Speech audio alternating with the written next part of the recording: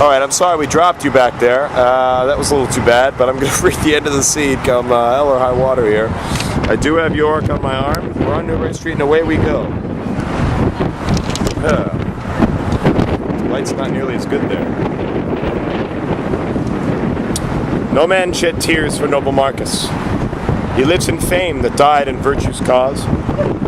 My lord, to step out of these dreary dumps, how comes it that the subtle queen of Goths is of a sudden thus advanced in Rome?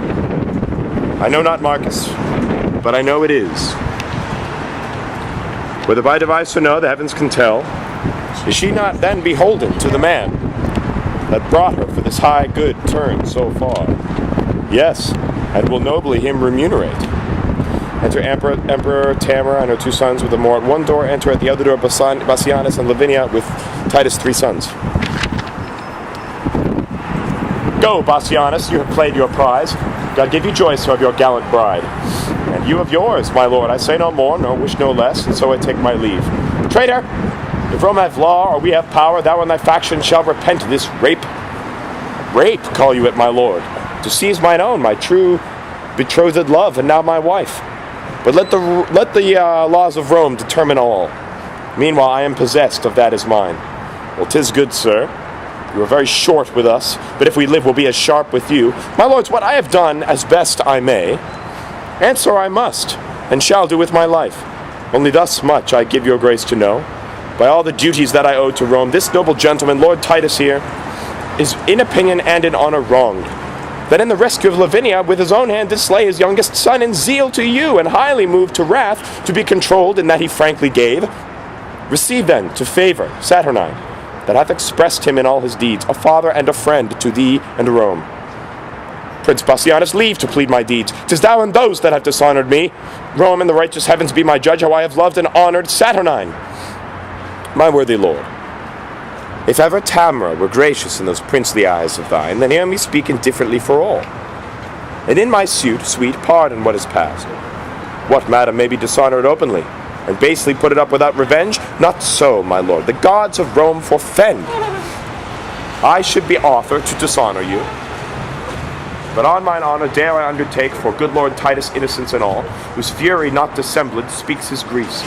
Then at my suit look graciously on him, who's not so noble a friend on vain suppose, nor with sour looks afflict his gentle heart.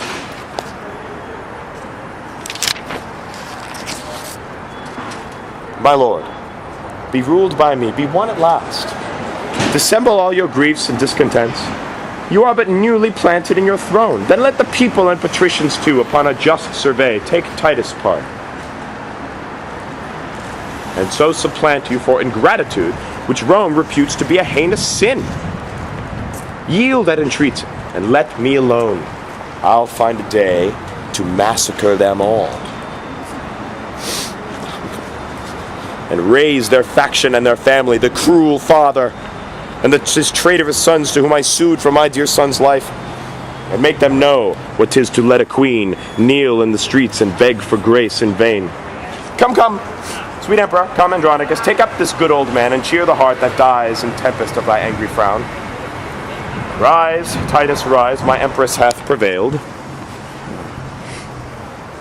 I thank your majesty and her, my lord. These words, these looks infuse new life in me. Titus, I am incorporate in Rome, a Roman now adopted happily, and must advise the emperor for his good. This day, all quarrels die, Andronicus, and let it be mine honor, good my lord, that I have reconciled your friends and you. For you, Prince Bassianus, I have passed my word and promise to the emperor that you will be more mild and tractable, and fear not lords, and you, Lavinia, by my advice, all humble on your knees, you shall ask pardon of his majesty.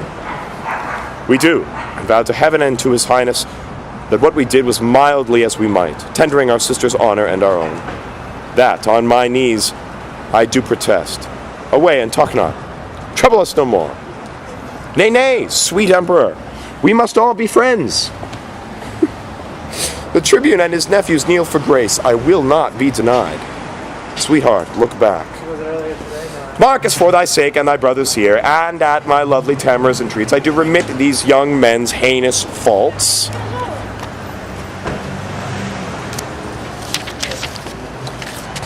Lavinia. Though you left me like a churl, I found a friend. And sure as death I swore I would not part a bachelor from the priest. Come, if the Emperor's court can feast 2 brides, you are my guest, Lavinia, and your friends. This day shall be a love day, Tamara. Tomorrow, and it please your majesty, to hunt the panther and the hart with me. With horn and hound will give your grace bonjour. Be it so, Titus, and gramercy too. I'll feed it to you. To be or not to be, that is the question. I already said that part. Whether 'tis nobler in the mind to suffer. Yes. Whether 'tis nobler in the mind to suffer. And the nobler mind to suffer. The slings and arrows of outrageous fortune. About slings and arrows of outrageous fortune. Or to take arms against a sea of troubles. Or to take arms against a sea of trouble. And by opposing end them.